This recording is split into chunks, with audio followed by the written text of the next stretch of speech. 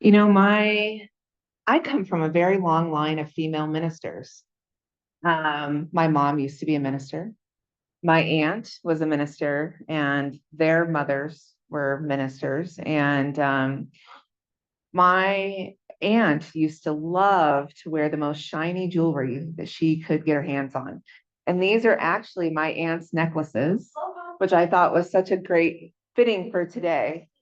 And and as a reminder of the light that is within the dark too. So today we're going to be talking about self-criticism to self-love, a spiritual shift. I know that this topic can get a little bit dark, and it's going to. Okay, it's going to get a little bit dark today, but I promise you that we will end in the light. Okay, I promise. I have the first question I'm going to ask all of you, which is, who has been your harshest critic? And how long would it take you to put yourself at the top of that list? Oh, ouch. What? I know it's hard. It's hard to think about the fact that we are our harshest critic. It's so much easier to focus on the external criticism. And the truth is that most of our pain, most of our suffering is from our own inner dialogue and from our own self, unfortunately. But guess what? There is hope. And today we're going to learn how we can switch some of that around. So in 2013, I was sitting in my parents' house, and I had just been diagnosed with a rare genetic condition. And I was told that I wouldn't live past the age of 30. And I was very sick at the time. And I was absolutely full of self-criticism. My mom had invited over the minister of our church, Reverend Dr. Virginia Barnes, who is a sweet and kind woman. And she leaned over to me at the dinner table and she said to me, "Do you believe that you can heal from this condition?" And oh my gosh, was I upset. I was so angry and incensed. I politely said, "I don't know." But what I really wanted to do was just scream. How could she break this illusion that I had built for myself, that this is what my life was going to be like? I had built this fortress of self-criticism and blame over the years, and I was accustomed to berating myself and feeling helpless and finding comfort in that familiarity. The truth is that self-criticism had become my norm. It had become my norm. And it took someone like her, for which I am so grateful to rattle that cage in me and have me see a different way. I had bought into the payoffs that come along with self-criticism and the sympathy and praise that had come along with me diving deeper into this pain and sharing it with everyone around me. I have to tell you that at that time in my life, and I don't say this lightly, but it does kind of bring a chuckle to myself now. I was the master of self-criticism at that time. And as a child, I learned early that my health challenges made me different. And in an effort to fit in, I buried my struggles. I tried to appear normal and excel at everything. I joined everything. I joined every sport and club and volunteered for every opportunity, even though I was in pain and exhausted. And I pushed myself beyond my limits, driven by my relentless inner critic. Okay. Anybody here have an inner critic? Show of hands. Yeah, we all do, right? You want to invite it to the table. And I will say that our inner critic is there because it thinks it's helping us. It actually thinks it's helping us. It thinks it's partnering with us and thinks that it is doing its best to help us. But guess what? There's an opportunity to have new tools. Who here wants new tools instead of the inner critic, right? So I had to get to a place where I was willing to change my mindset. And Center for Spiritual Living West Hawaii really gave me the vehicle to be able to do that. I started taking classes, I started attending church, and I learned that I could have a different motivation. I also learned that we are trained from an early age to use criticism, and we see examples of it all the time in media. Anybody read something where someone's being critical of themselves to motivate themselves? Anybody ever watched a TV show or a movie and you see a character being critical of themselves in order to motivate themselves? Anybody out there seen that before? Yeah, we see it all around us and we accept it as normal. Brene Brown says that shame is an intensely painful feeling or experience of believing that we are flawed and therefore unworthy of love and belonging. And sometimes our self-criticism believes that too. But is that true, everyone? Are we ever unworthy of love? Oh, come on, we can do better than that. Let's get this going. Okay, on the count of 3, are we ever unworthy of love? No. Absolutely not. We are not unworthy of love. Are we ever unworthy of feeling like we belong to the true connection we have to God? No. One of my favorite quotes is from Maya Angelou, and she said, "Do the best you can until you know better. And when you know better, do better." And that's what we're going to try to do today. So there's no judgment or self-criticism for how we've gotten here, or the self-criticism we've used up to this point. It's like somebody gave us a hammer and we were like, oh my gosh, I'm so grateful for this tool. And when we first learned, all we had was nails in front of us. But guess what? Now we have computers, and we have cell phones and all of this stuff in front of us. And a hammer doesn't help us work those better. It doesn't help our life better. We can learn a new tool today. We can set down the hammer of self-criticism and move into a place of self-love. And that's what we're going to talk about. So I want to talk to you about the 2 different mindsets, and I want to talk to you about how we can change things up. And I also have a worksheet for you guys around. And before we get into that, I'm going to pass around some pens. So if anybody needs a pen, here's a pen. And the worksheet was on your chair when you sat down. So if you can get that out, that would be great. Okay. So I'm going to talk about 2 different mindsets we can take to a goal. And it's a goal that I've had off and on my whole life. It's very personal to me, but as you listen to the first mindset, which is using self-criticism as a motivation, I want you to think about maybe there's an area of your life that stands out to you where you use self-criticism to motivate yourself, and maybe what you say. Okay. So let's say I have a goal to lose weight. Okay. My intention is good. I want to be healthier. I want to be more energetic. I want to have reduced pain in my life.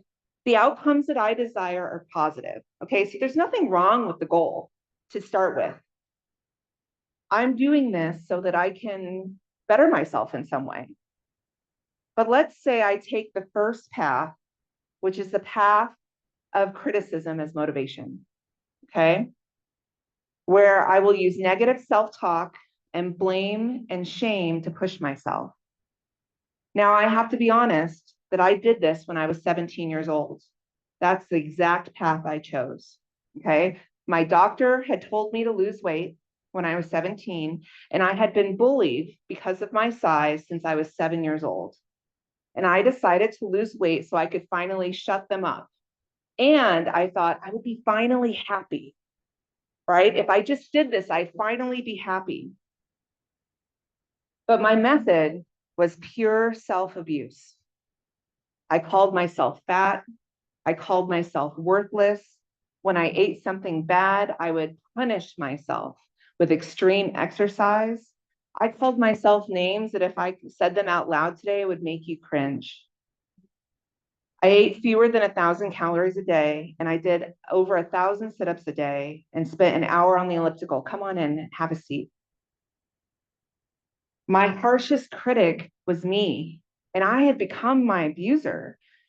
I broke that sacred trust with myself, and I criticized myself. And the more I did it when I was 17 years old, the more I normalized it. Okay. The more it felt normal to be talked to that way, to be interacted with that way, the more it felt normal to take on punishments.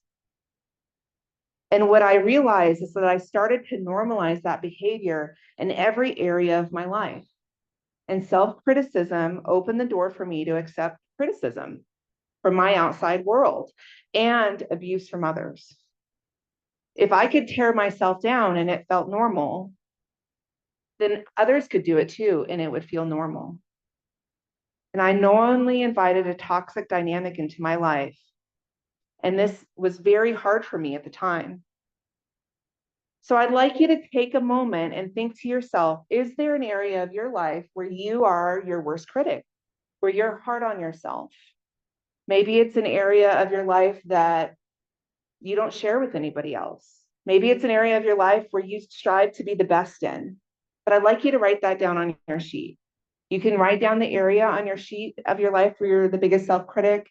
If you want to take a moment, you can even write something that you say to yourself that is critical.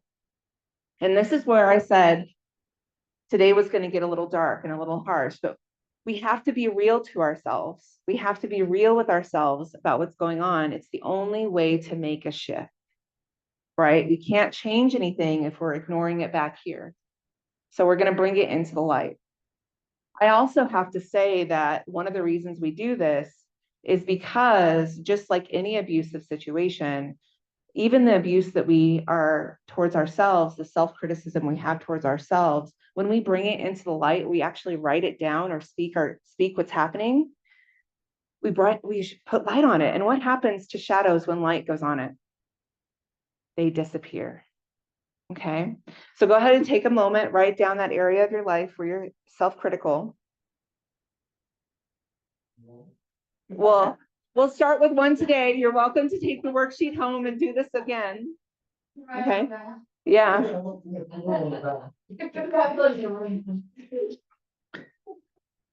Okay. Now I'm going to say something that's hard. And I know you're like, but Arliss, you already said the hard thing. Okay. Who here believes that we are all collectively connected through energy? Show of hands. Who here believes that our thoughts and our beliefs go into the collective and influence the collective? Yeah. Self-criticism doesn't just affect us. It creates a ripple in the collective consciousness. Wow, that's something to take in. That's something to take in. If it's hard to be motivated for ourselves to do this differently and to be less critical of ourselves, if that's a hard motivation for us, then the motivation might be, I'm going to be less critical of myself because it will be less impactful on the people around me in my life. I'm going to be more loving towards myself because that love goes into the collective consciousness and impacts everybody else in the world. Okay. So now let's talk about the other path. We talked about path one, which is self-criticism. We all agreed we're human in this room. Any humans in the room? Show of hands. We're all human. Okay. Well, yeah. We're all human in one dog. I mean, my dogs are human, so they're probably a human too. Okay. We talked about path one, which is self-criticism, which is a very human thing to do. We saw that it's normalized out in the world. We get trained to do it when we're very young. And that it does have effect on the collective consciousness and ourselves. So let's talk about path number two, which is going for the same goal, but using self-love. Okay, I have the same goal, but I approach it with self-love. My goal is to lose weight. Last year, I recognized that certain foods weren't helping my body thrive. They didn't feel good when I ate them.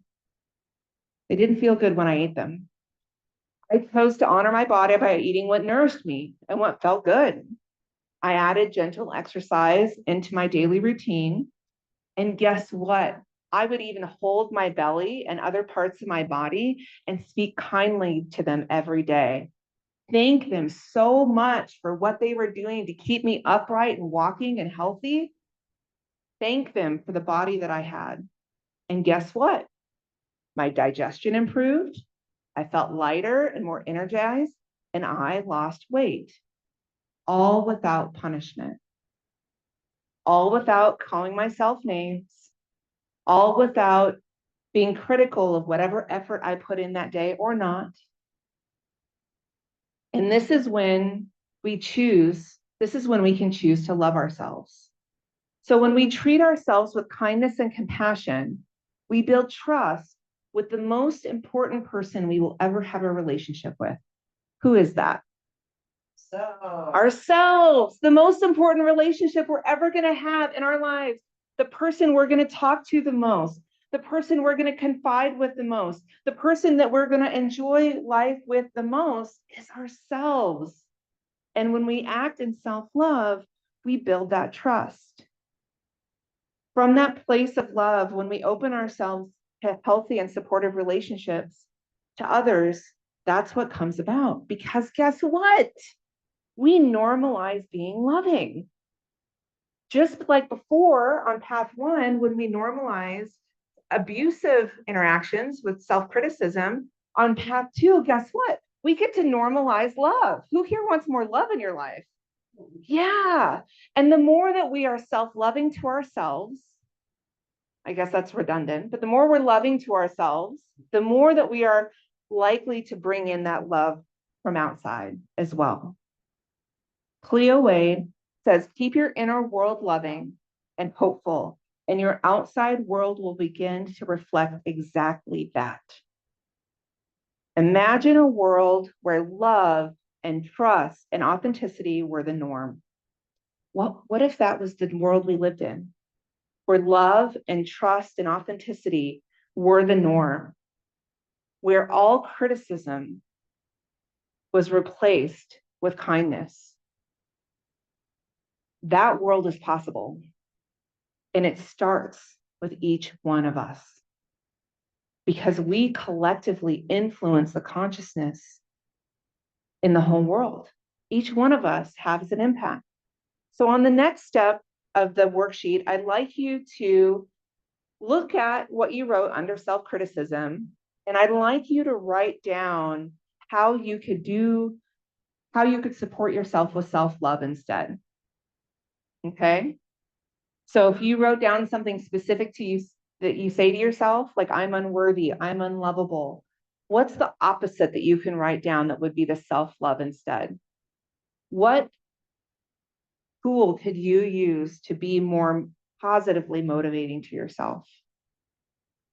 Okay.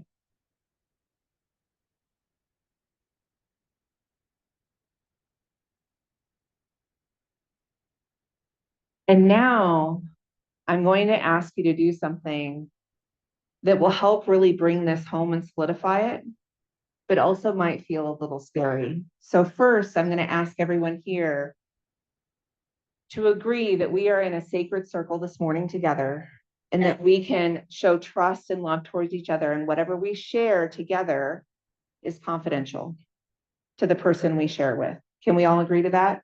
Show of hands, can we agree to that? Okay. I'd like everyone to pair off, and for the next 3 minutes, I'd like you each to take a minute and a half and share what area have you been self-critical towards yourself, or what have you said to yourself, and what are you going to change it to? Okay, so we're going to pair off, and we can just count it out. Let's see here. Let's see here. We'll go there. And Tony, do you want to be with Kim? And then go ahead and just share for a couple of minutes each an area you've been self-critical with and how you're going to change it.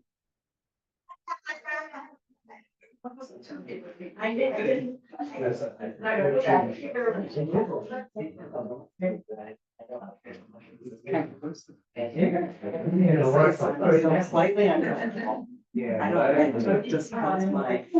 I'll give you a example. What I really don't like.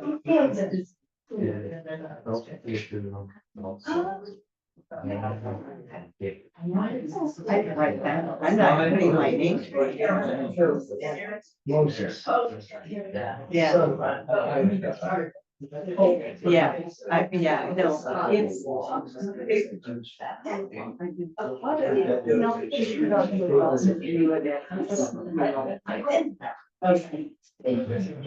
Accepting that this is, I think, so just what some were not really. I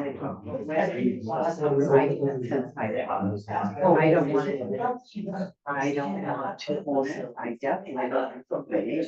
Yeah. And so it's just my flow with that. So I can tell you a story. So it's like embarrassing. I'm gonna share it with you because you have confidentiality. And sometimes I was doing something allergy elimination. So just allergic reaction of my skin. That's really bad.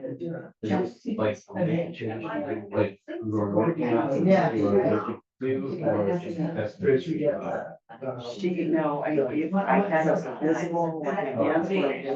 Go ahead and switch to the next person. You're just going. Do you want to talk?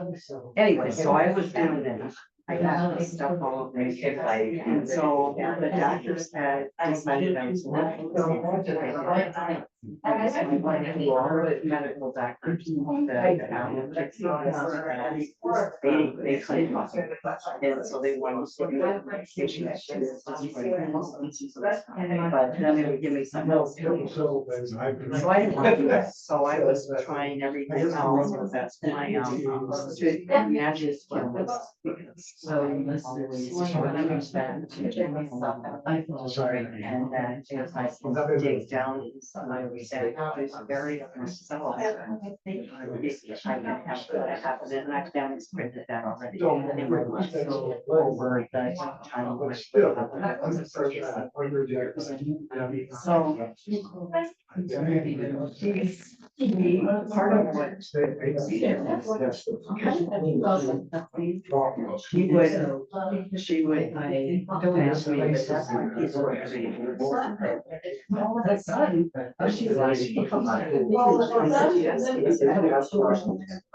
Is everyone complete? Okay, let's come back together. Let's go ahead and come back together.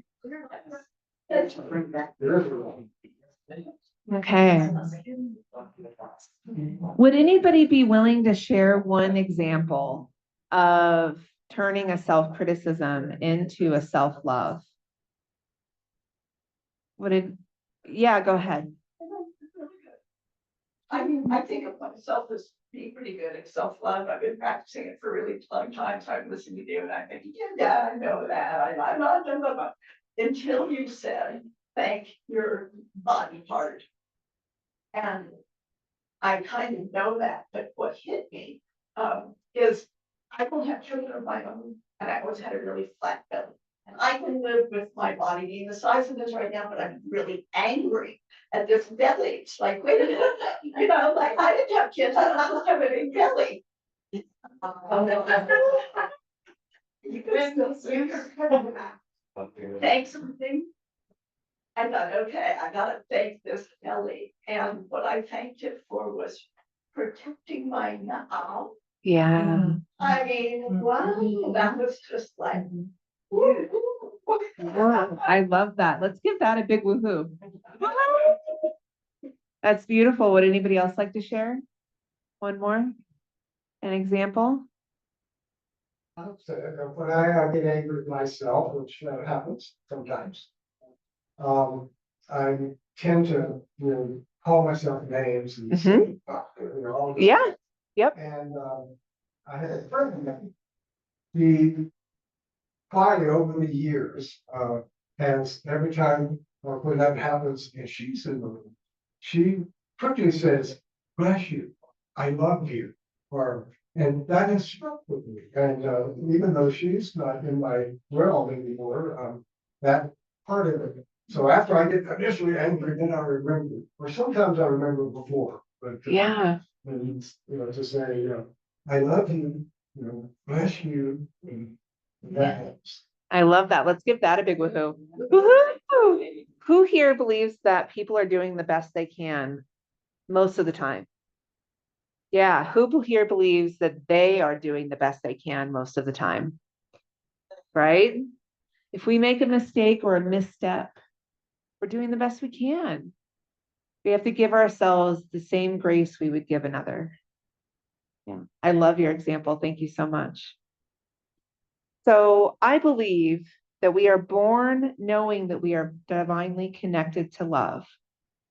Okay, we are born knowing that we are divinely connected to love. We don't have to learn self love from scratch. We just have to remember that it has always been there waiting for us to engage with. Ernest Holmes says the greatest gift life has given you is yourself. You are a unique manifestation of the divine, and self love is an acknowledgement of your divine inheritance. Would we ever say those words of criticism to God? I believe that God is within every single one of you, that everybody in this room is a divine expression of God on this planet. If we wouldn't say those words to God, then there are better words than we can find to say to ourselves. So, how do we shift from self criticism to self love? I'd like to leave you in a short meditation practice, which is one of the ways that I have learned to shift from self criticism to self love. Is that okay with everybody? Okay. So, I invite you to plant your feet on the ground and go ahead and close your eyes.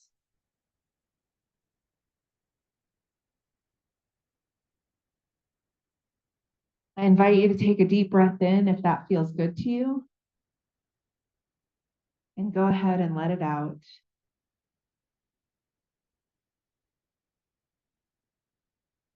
Allowing your shoulders to relax. Allowing your hands to relax. Allowing your jaw to relax.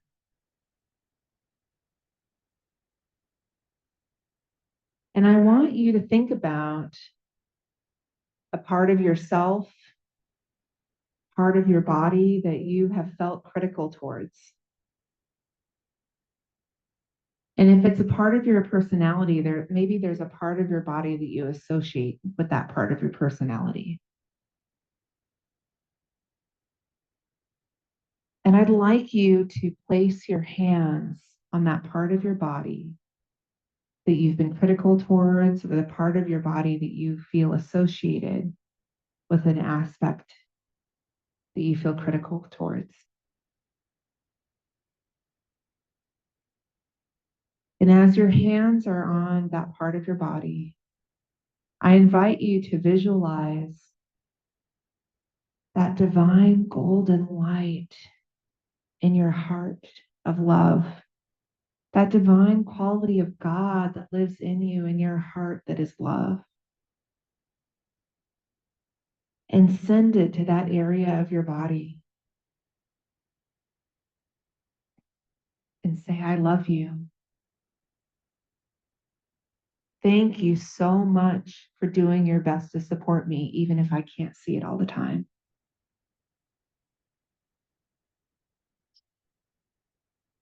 Please forgive me for the words or actions that I've taken against you.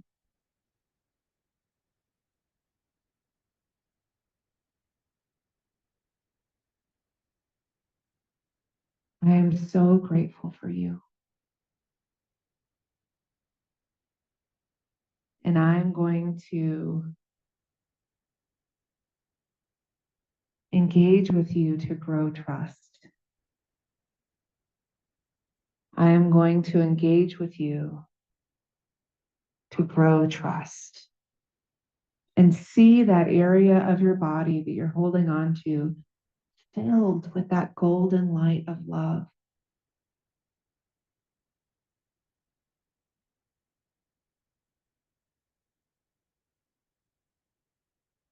And if there's any message that that part of your body wants to give back to you, be open to hearing that message.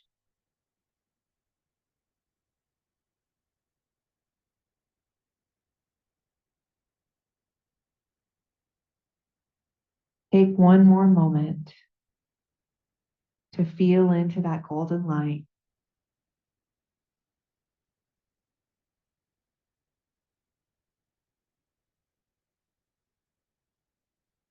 Then come back to this now moment. Start to wiggle your fingers and toes. Take one last deep breath in and let it out and open your eyes. That is one small way to shift your mindset. Dr. Shauna Shapiro reminds us when you practice or what you practice grows stronger. This practice of self-love doesn't have to be complicated. It can be as simple as noticing your inner critic and just pausing. Just pausing and being aware. It can be looking in the mirror and saying, I love you. It can be writing yourself a love note or simply giving yourself permission to rest, to be gentle with yourself. The last part of the worksheet is a love note, and I invite you later today to take some time and write yourself a love note. Write to yourself as though you are the best friend you've ever had, your most trusted confidant, because you are. Going forward, I invite you to reframe your mindset, rebuild your self-love, and reconnect to the unconditional love that has always been within you. Remember that Ernest Holmes said the answer to every problem is to love yourself more. I'm going to say that again. The answer to every problem is to love yourself more, not from ego, but from a deep understanding that Spirit loves you unconditionally. Think about the people in this world that you might feel are the harshest to others, or the most critical to others, or the most negative to others. What if they just love themselves more? They are more likely to if we start loving ourselves more.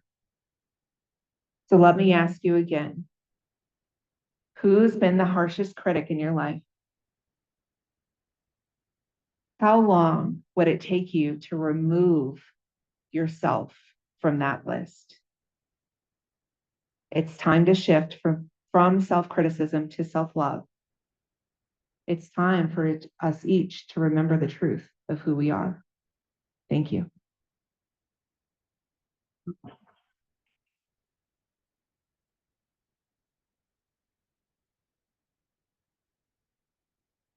Hey, everybody. Well, that was a beginning little dose of self-love, wasn't it? And if you want to explore that even more, there's going to be a year-long class that's going to be starting soon, and our list is going to be leading it. So take a moment to